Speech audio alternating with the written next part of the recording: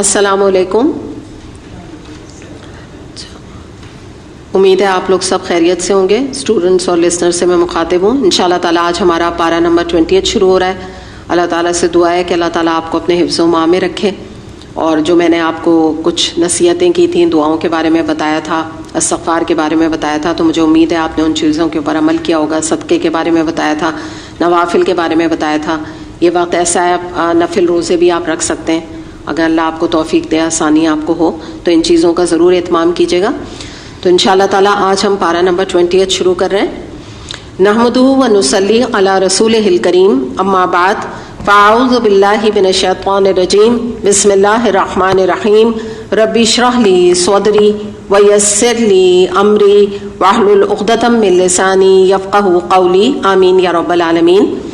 अम्मन खलक़स समावाति वल अर्द व अंज़ल लकुम मिनस समाई माअ फ़अंबतना बिही हदाइक़ ज़ात बहजा मा कान लकुम अन तुंबितू शजरहा अ इलाहुम मअल्लाह बल हुम क़ौमुन यअदिलून। अम्मन जअलल अर्दा क़रारन व जअल ख़िलालहा अनहारन व जअल लहा रवासिया व जअल बैनल बहरैनि हाजिज़ा अ इलाहुम मअल्लाह बल अक्सरुहुम ला यअलमून। तर्जुमा देखते हैं। भला वो कौन है जिसने आसमानों और ज़मीन को पैदा किया और तुम्हारे लिए आसमानों से पानी बरसाया, फिर उसके ज़रिए से खुशनुमा बाग उगाए जिनके दरख्तों का उगाना तुम्हारे बस में ना था। क्या अल्लाह के साथ कोई दूसरा इलाह भी इन कामों में शरीक है? नहीं, बल्कि ये लोग राह रास्त से हटकर चले जा रहे हैं। और वो कौन है जिसने ज़मीन को जाए करार बनाया और उसके अंदर दरिया रवा किए और उसमें पहाड़ों की मेखें गाड़ दी और पानी के दो ज़ख़ीरों के दरमियान पर्दे हाइल कर दिए। क्या अल्लाह के साथ कोई और इलाह भी इन कामों में शरीक है? नहीं, बल्कि इनमें से अक्सर लोग नादान हैं। अम्मन युजीबुल मुत्तर्रा इज़ा दआऊ व यक्शिफुस सूअ व यजअलुकुम खुलफाअल अर्द। कौन है जो बेकरार की दुआ सुनता है जबकि वो उसे पुकारे, और कौन उसकी तकलीफ रफा करता है, और कौन है जो तुम्हें ज़मीन का खलीफा बनाता है? क्या अल्लाह के साथ कोई और इलाह भी ये काम करने वाले हैं? तुम लोग कम ही सोचते हो। तो यहाँ पे जो टर्म भी आ रही है अल-मुत्तर्रा, आयत नंबर 62 में देखिएगा आप लोग, बिल्कुल शुरू में, ये जो है ना हालत इस्तिरार कहलाती है। ठीक है, मैं इसको लिख देती हूँ बोर्ड पे।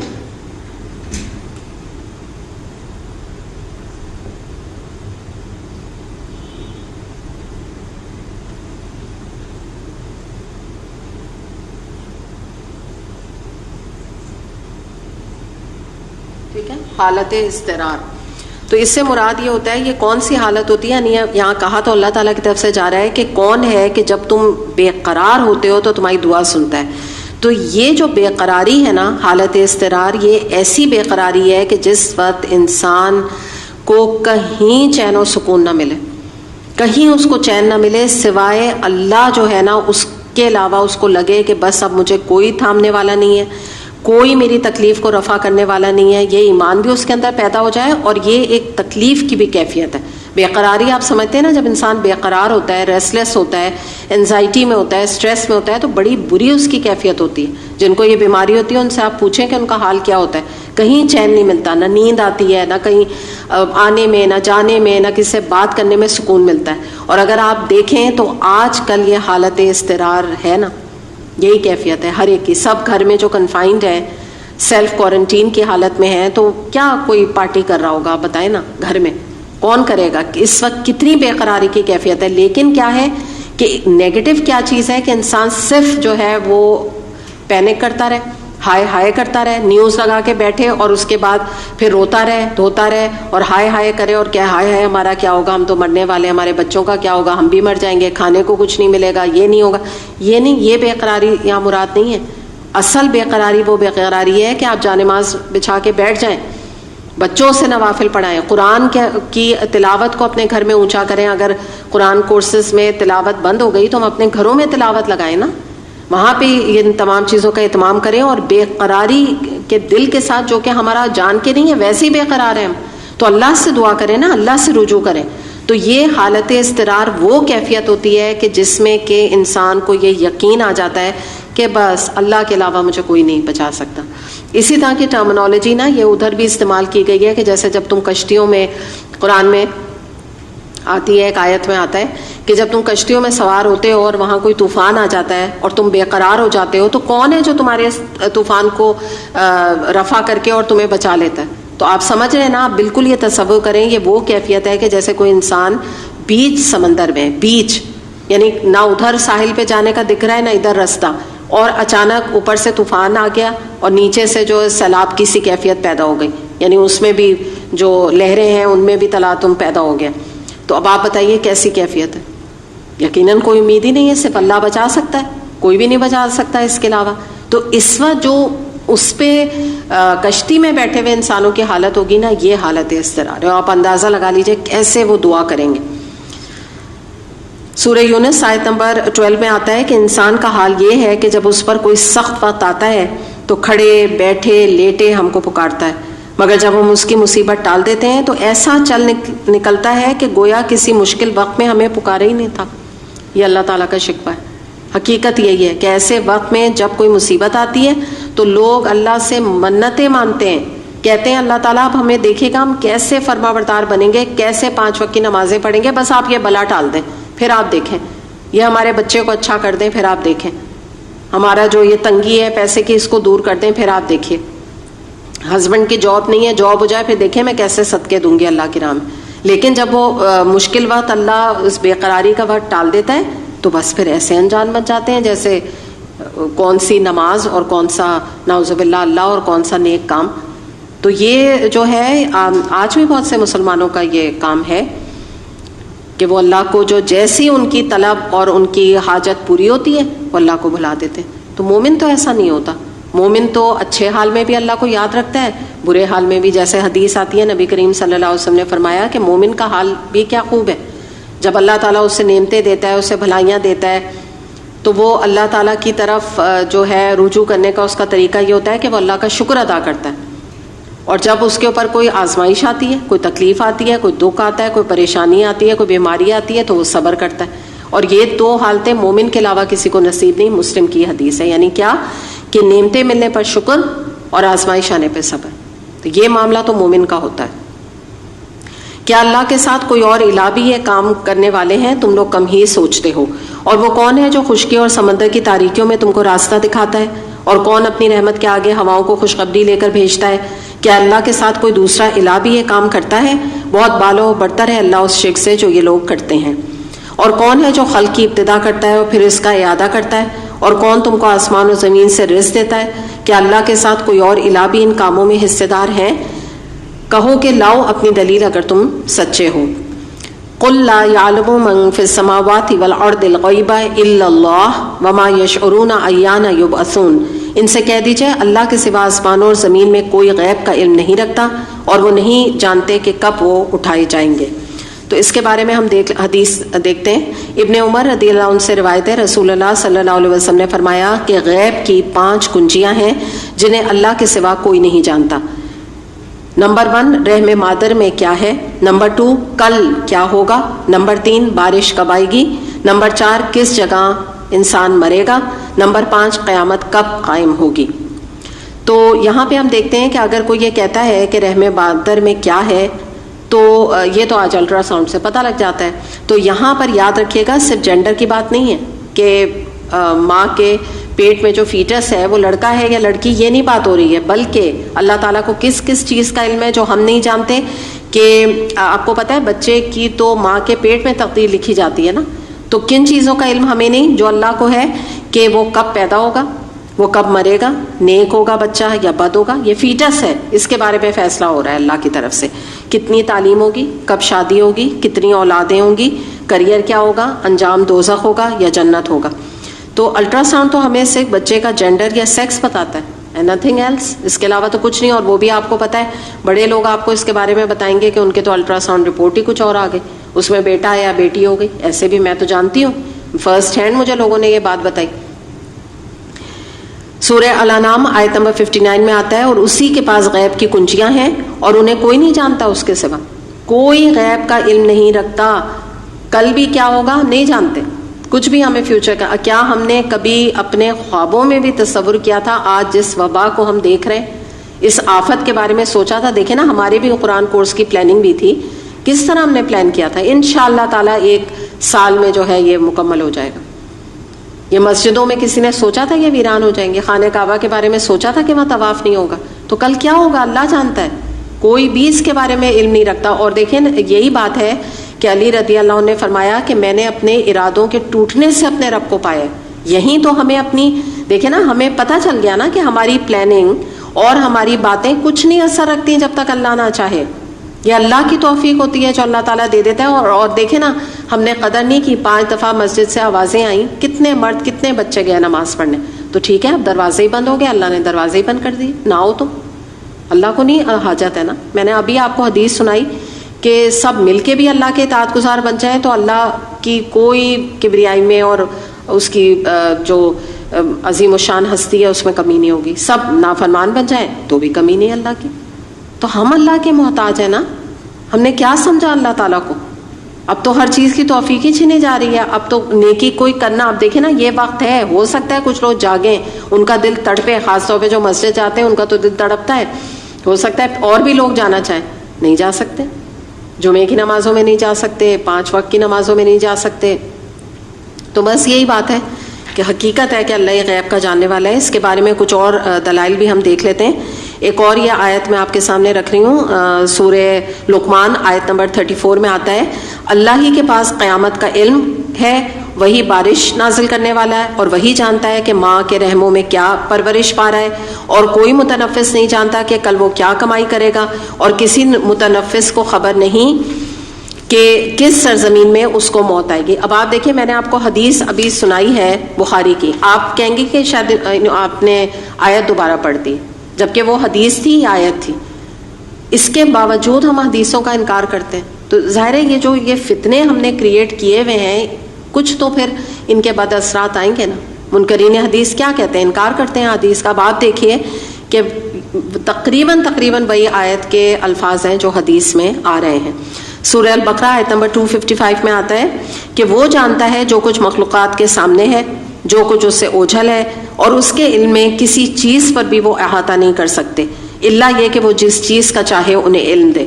یعنی واقعی بات ہے، اللہ نے جتنا علم دیا اور دے رہا ہے اللہ تعالیٰ. آپ دیکھیں کہ مختلف ریسرچز سائنٹسٹ کرتے ہیں، جتنا علم اللہ دیتا ہے اتنی ہی وہ کائنات کو ایکسپلور کرتے ہیں، اس سے زیادہ نہیں کر پاتے، کیونکہ دماغ ہی اتنا دیا اللہ نے، علم ہی اتنی دی. اب یہ دیکھیے، اس کا وائرس کا، کرونا وائرس کا جو ویکسین ہے، جان لگائے ہوئے ہیں سائنٹسٹ. اللہ نے جتنا علم دیا ہے کوشش کر رہے ہیں. اگر اللہ کا اذن ہوگا اور اتنا علم اللہ دے دے گا تو بنا لیں گے، ورنہ غیب کا معاملہ ہے، اللہ جانتا ہے کیا ہوگا آگے جا کے.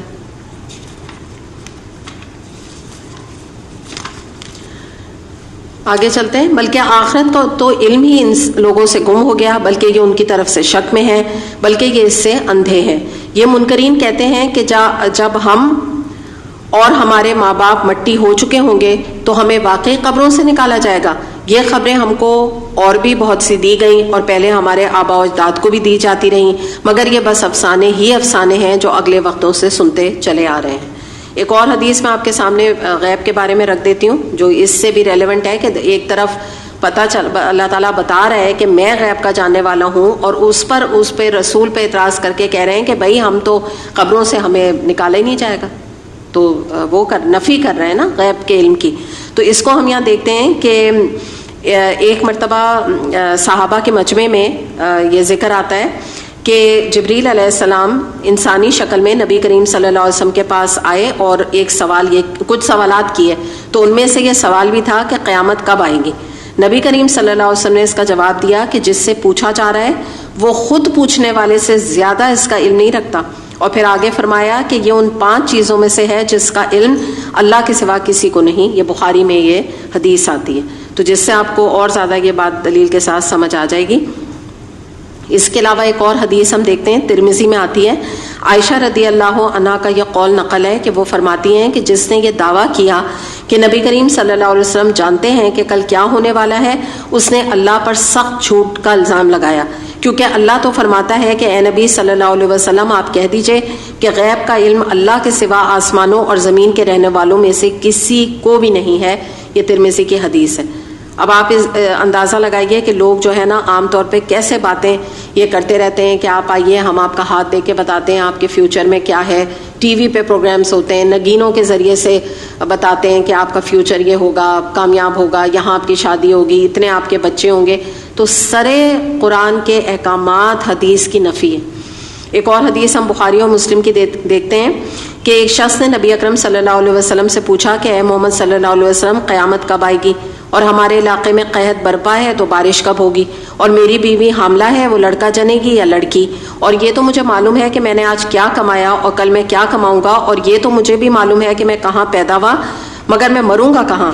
ان سوالات کے جواب میں سورہ لقمان کی وہ آیات نبی کریم صلی اللہ علیہ وسلم نے سنائی جو ابھی میں نے آپ کے سامنے رکھی تھی, جس میں آتا ہے نا ان اللہ عندہ علم الساعہ, ابھی جو میں نے آپ کے سامنے تلاوت کی. تو آپ نے صرف وہ آیات سنا دی جس میں یہ بات آ رہی ہے کہ اللہ ہی جانتا ہے. کہو ذرا زمین میں چل پھر کر دیکھو کہ مجرموں کا کیا انجام ہوا, اور اے نبی صلی اللہ علیہ وسلم ان کے حال پر رنج نہ کیجیے, نہ ان کی چالوں پر دل تنگ ہو. وہ کہتے ہیں کہ یہ دھمکی کب پوری ہوگی اگر تم سچے ہو. کہہ دیجئے کیا عجب کہ جس عذاب کے لیے تم جلدی مچا رہے ہو اس کا ایک حصہ تمہارے قریب ہی آ لگا ہو. حقیقت یہ ہے کہ تیرا رب تو لوگوں پر بڑا فضل فرمانے والا ہے مگر اکثر لوگ شکر ادا نہیں کرتے. تو اب یہاں پہ ہم یہ دیکھتے ہیں کہ نبی کریم صلی اللہ علیہ وسلم کو اللہ تعالیٰ کی طرف سے تسلی دی جا رہی ہے کہ آپ ان کافروں کے حال کے اوپر اور ان کی بد عملی کے اوپر, ان کے گناہوں کے اوپر, ان کے شرک کے اوپر, ان کے کفر کے اوپر آپ رنج نہ کیجئے. یعنی آپ صلی اللہ علیہ وسلم نے سمجھانے کا حق ادا کر دیا. اب اگر یہ نہیں مانتے اور اپنی حماقت پر اصرار کر کے عذاب الہی کے مستحقی بننا چاہتے ہیں تو خام خواہ آپ ان کے حال پہ کڑ کڑ کے نہ اپنی جان کو ہلکان کیجئے. اور یہ آپ کی تمام کوششوں کو جو حق کا پیغام پہنچانے کے لیے آپ کر رہے ہیں, نیچا کرنے کے لیے گٹھ جوڑ کر رہے ہیں اور گھٹیا چالیں چلتے رہتے ہیں, تو ان پر آپ ڈپریس نہ ہوئیے اور آپ پریشان نہ ہوئیے, اور آپ کو ہونے کی ضرورت بھی نہیں, کیونکہ اللہ آپ کی پشت پر ہے, اللہ کی طاقت آپ کے پیچھے ہے. یہ آپ کی بات نہیں مانیں گے تو یہ اپنا ہی بگاڑیں گے, آپ کا یہ کچھ بگاڑ نہیں سکتے. تو آپ اس کی فکر نہ کیجئے. تو اس سے ہمیں پتہ چلتا ہے کہ نبی کریم صلی اللہ علیہ وسلم کا معاملہ یہ تھا کہ آپ پیغام حق جب آگے پہنچاتے اور لوگ قبول نہ کرتے تو آپ کو بڑی تکلیف ہوتی, اور آپ ان کو اپنے آنکھوں ان کا برا انجام دوزخ کا ایک فورسی تو کر رہے تھے نا, وہ دیکھ کے بڑا ہی آپ ڈپریس ہوا کرتے تھے. تو اس کو یہاں پر تسلی دی جا رہی ہے اللہ تعالیٰ کی طرف سے. اور ہمیں یہ بھی بات پتہ چلتی ہے کہ دیکھیں یہ بھی ہماری سنسیئرٹی ہے کہ ہم لوگوں کو جب گناہوں میں انوالو دیکھیں تو یہ ہماری سنسیئرٹی, ہماری محبت اور اخلاص کا تقاضا ہے کہ ہم ان کو عیبوں کے اوپر ان کو پن پوائنٹ کریں اور ان کو اس کے اوپر سمجھائیں, جس طرح نبی کریم صلی اللہ علیہ وسلم کا معاملہ تھا. لیکن یہ ہے کہ دل پہ غم لگانے کی ضرورت نہیں ہے, غصہ کرنے کی ضرورت نہیں ہے. ایک حد تک آپ ان کو بتا سکتے ہیں, اگر پھر بھی وہ بات نہیں مانتے اور اپنی غلطی نہیں مانتے تو پھر ان کا معاملہ اللہ کے ساتھ ہے. بلا شبہ تیرا رب خوب جانتا ہے جو کچھ ان کے سینے اپنے اندر چھپائے ہوئے ہیں اور جو کچھ وہ ظاہر کرتے ہیں. آسمان و زمین کی کوئی پوشیدہ چیز ایسی نہیں جو ایک واضح کتاب میں لکھی موجود نہ ہو. یہ واقعہ ہے کہ قرآن بنی اسرائیل کو اکثر ان باتوں کی حقیقت بتاتا ہے جس میں وہ اختلاف رکھتے ہیں, اور یہ ہدایت اور رحمت ہے ایمان لانے والوں کے لیے. یقیناً اس طرح تیرا رب ان لوگوں کے درمیان بھی اپنے حکم سے فیصلہ کر دے گا, اور وہ زبردست اور سب کچھ جاننے والا ہے. بس اے نبی صلی اللہ علیہ وسلم اللہ پہ بھروسہ رکھیے, یقیناً آپ سرے حق پر ہیں. انکا لا تسمع الموتى ولا تسمع الصم الدعاء اذا ولوا مدبرین. آپ مردوں کو نہیں سنا سکتے اور نہ ان بہروں تک اپنی پکار پہنچا سکتے ہیں جو پیٹ پھیر کر بھاگے جا رہے ہوں. تو اس کو ہم دیکھ لیتے ہیں کہ یہ کون بہرے ہیں, کون یہ مردے ہیں جن کا ذکر کیا جا رہا ہے. یعنی یہ وہ لوگ ہیں جن کے ضمیر مردہ ہو چکے, ان کے اندر ضد, ہٹ دھرمی پائی جاتی تھی, اور انہوں نے حق و باطل کا فرق سمجھنے کی کبھی کوشش ہی نہیں کی, نہ رسول کی بات مانی صلی اللہ علیہ وسلم کی. اور اگر آپ یہ کہیں کہ کیا آج یہ کیٹیگری موجود ہے, جی بالکل آج یہ کیٹیگری موجود ہے.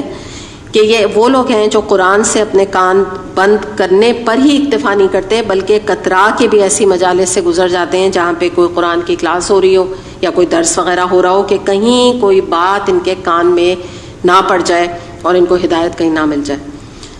تو فزیکلی یہ لوگ زندہ ہیں مگر دراصل روحیں ان کی مر چکی۔ اور نہ اندھوں کو راستہ بتا کر بھٹکنے سے آپ بچا سکتے ہیں، آپ تو اپنی بات انہی لوگوں کو سنا سکتے ہیں جو ہماری آیات پر ایمان لاتے ہیں اور پھر فرما بردار بن جاتے ہیں۔ اور جب ہماری بات پوری ہونے کا وقت ان پر آ پہنچے گا تو ہم ان کے لیے ایک جانور زمین سے نکالیں گے۔ وَإِذَا وَقَعَ الْقَوْلُ عَلَيْهِمْ أَخْرَجْنَا لَهُمْ دَابَّةً مِّنَ الْأَرْضِ تُكَلِّمُهُمْ۔ اور یہ جانور کون ہوگا جسے زمین سے نکالا جائے گا؟ جو ان سے کلام کرے گا کہ لوگ ہماری آیات پر یقین نہیں رکھتے۔ اچھا، اب اس کو روک کے ہم دیکھ لیتے ہیں کہ اس کے بارے میں یہ آتا ہے کہ یہ قرب قیامت کی نشانیوں میں سے ہے کہ ابو سعید خدری سے یہ بات نقل کی گئی ہے کہ انہوں نے نبی کریم صلی اللہ علیہ وسلم سے سنا کہ جب انسان امر بالمعروف نہیں عن المنکر کرنا چھوڑ دیں گے تو قیامت قائم ہونے سے پہلے اللہ تعالیٰ ایک جانور کے ذریعے سے آخری مرتبہ حجت قائم فرمائیں گے۔ اور یہ جو وہ بات یہ جانور کہے گا وہ یہ ہوگی کہ جو لوگ اللہ تعالیٰ کی ان آیات پر یقین نہیں کرتے تھے جس میں قیامت کے آنے اور آخرت برپا ہونے کی خبریں دی گئی تھیں، تو لو اب اس کا وقت آ پہنچا ہے اور جان لو کہ اللہ کی آیات سچی تھیں۔ تو یہ چیزیں پتہ لگتا ہے کہ ایک جانور کے ذریعے سے اللہ تعالیٰ جو ہے وہ آخری مرتبہ حجت قائم کرے گا۔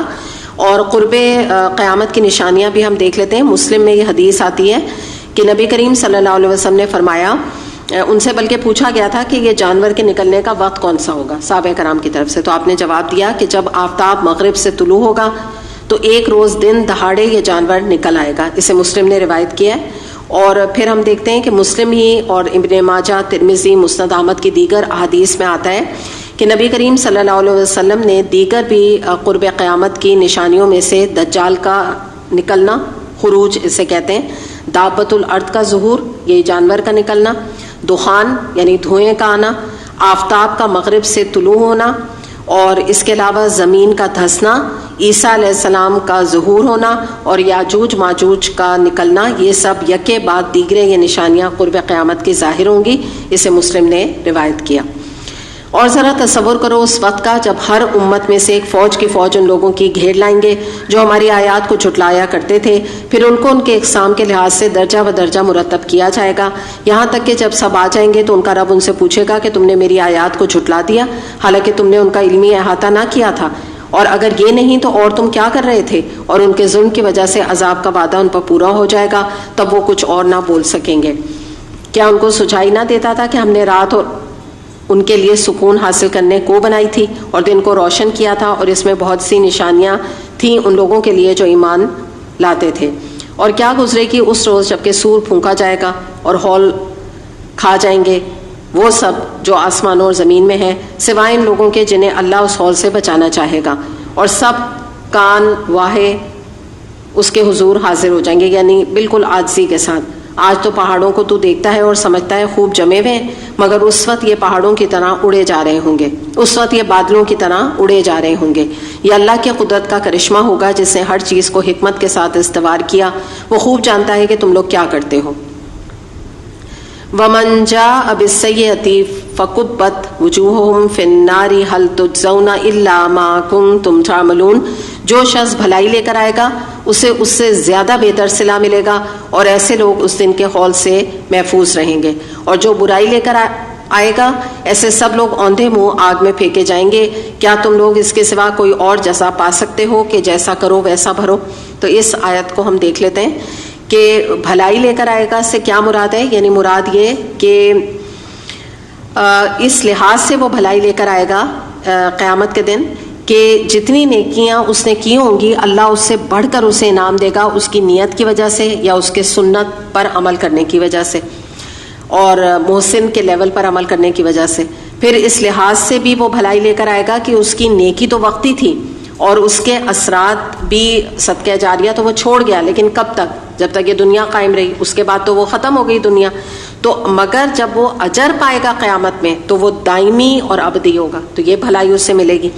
اس کے علاوہ ہم یہ دیکھتے ہیں کہ یہاں پر ایک اور بات کو ہم سمجھ لیتے ہیں کہ یہ وہ لوگ ہوں گے جو اس دن گھبراہٹ اور ٹینشن سے، اس دن کی سٹریس سے پرسکون ہوں گے، اور یہ جو بات بتائی گئی نا کہ ان کے دل ہول سے محفوظ ہوں گے، تو کوئی ان کو اس دن ٹینشن نہیں ہوگی، کیونکہ انہوں نے دنیا میں تمام ناجائز لذتوں کو چھوڑ کر بڑا عقل مندی کا سودا کیا تھا۔ تو آج مزدوری لینے کا وقت آیا ہے اور ان کو نظر آ رہا ہے کہ نام اعمال ان کے سیدھے ہاتھ میں رکھا گیا، تو ان کو کیسی ٹینشن؟ ان کا ہال ہوتا ہے سٹریس، انزائٹی، ایکسٹریم انزائٹی، تو ان کے دل اس سے محفوظ ہوں گے۔ تو یہ ایک بات یہاں ہمیں پتہ چل رہی ہے کہ دیکھیے نیکیاں لے کر آنا اور ساتھ لے کر اللہ کے سامنے حاضر ہونے میں فرق ہے۔ تو پتہ کیا چلا؟ نیکیاں کرنا رادر آسان ہے، سنبھالنا مشکل ہے، کیونکہ وجہ کیا ہے کہ انسان کی نیکیاں ضائع ہو جاتی ہیں بعض دفعہ غیبت کر کے، ریاکاری کر کے، احسان جتا کے، بدعت کر کے، شرک کر کے۔ تو ان تمام چیزوں سے ہمیں بچنے کی ضرورت ہے۔ اور دوسری بات یہ ہے کہ ایک اور بات یہاں جو بتائی جا رہی ہے کہ جو بھلائی لے کے نہیں آئے گا، برائی لے کے آئے گا، تو وہ اوندھے منہ دوزخ میں پھینکا جائے گا۔ اس کا ریزن کیا ہے کہ گناہ کرنے کے بعد مرتے دم تک مغفرت کا دروازہ کھلا رہتا ہے، ٹھیک ہے، اس کے مرتے دم تک۔ تو تب بھی گناہ لے کے اللہ کے سامنے حاضر ہو گیا، کوئی بھلائی نہیں لے کر آیا، تو بس پھر کیا ہے کہ اس کو اللہ کی طرف خود بھی بھلائی نہیں لایا، اللہ کی طرف سے بھی اسے اچھا صلہ نہیں ملے گا، اور وہ برائی لے کر آیا تو دوزخ اس کا انجام ہوگا۔ اس کے بارے میں ایک حدیث دیکھتے ہیں، ابو ہریرہ رضی اللہ عنہ سے روایت ہے، رسول اللہ صلی اللہ علیہ وسلم نے فرمایا، مرنے کے بعد انسان کے اعمال کے ثواب کا سلسلہ منقطع ہو جاتا ہے سوائے 3 چیزوں کے جن کا ثواب میت کو پہنچتا رہتا ہے۔ نمبر 1 صدقہ جاریہ، جس کے اندر نیکی بھلائی کے کام آتے ہیں، پانی کا انتظام کر دینا، مدرسہ بنا دینا، مسافر خانہ، ہاسپٹل تعمیر کروا دینا، مسجد بنوا دینا۔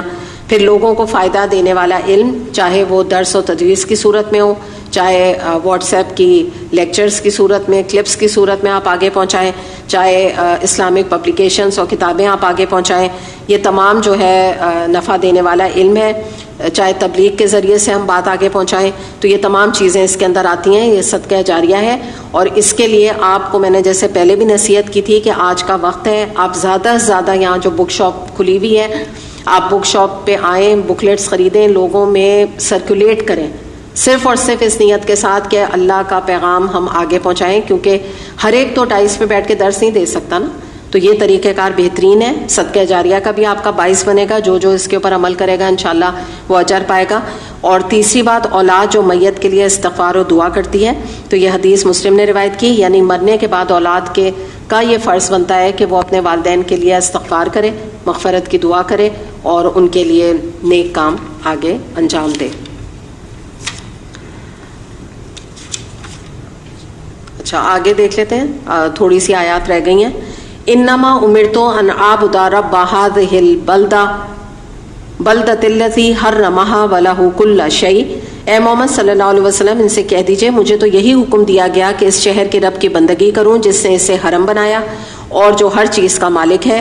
مجھے حکم دیا گیا کہ میں مسلم بن کر رہوں اور یہ قرآن پڑھ کر سناؤں، اور جو ہدایت اختیار کرے گا وہ اپنے بھلے کے لیے ہدایت اختیار کرے گا، اور جو گمراہ ہو اس سے کہہ دیجئے کہ میں تو بس خبردار کر دینے والا ہوں۔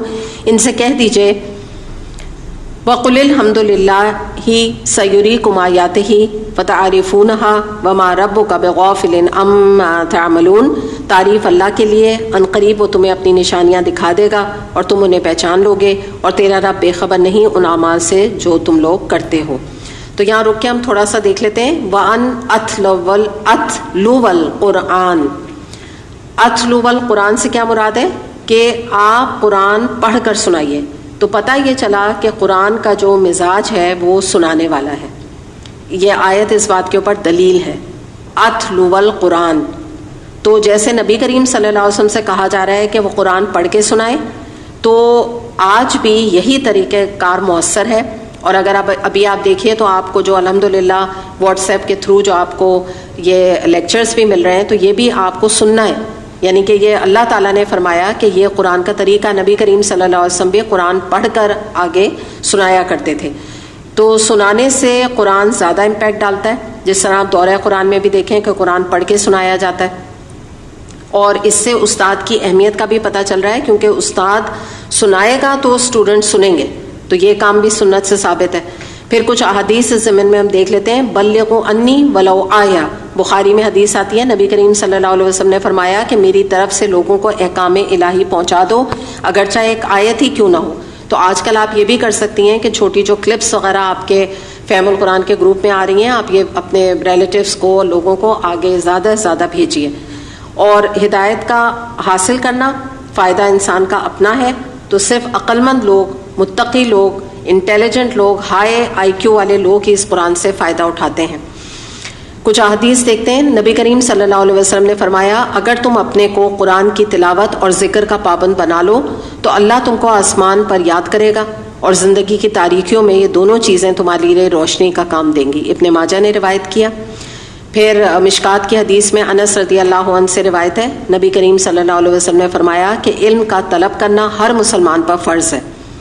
بخاری کی ایک حدیث آتی ہے جس میں آتا ہے کہ ابو ہریرہ رضی اللہ عنہ سے روایت ہے، نبی کریم صلی اللہ علیہ وسلم نے فرمایا جتنے پیغمبر گزرے ان میں سے ہر ایک کو ایسے ایسے معجزے دیے گئے جن کو دیکھ کر لوگ ایمان لائے، اور مجھے جو معجزہ دیا گیا وہ قرآن کریم ہے جس کو اللہ نے مجھ پر وحی کے ذریعے نازل کیا. پہلے تمام معبودوں کا اثر وقت کے ساتھ، پہلے تمام معجزوں کا اثر وقت کے ساتھ ختم ہو گیا، مگر معجزہ قرآن دائمی ہے. بس مجھے امید ہے کہ میری امت کے لوگ قیامت کے روز تمام انبیاء کی امتوں میں سے زیادہ ہوں گے. اسے بخاری نے روایت کیا.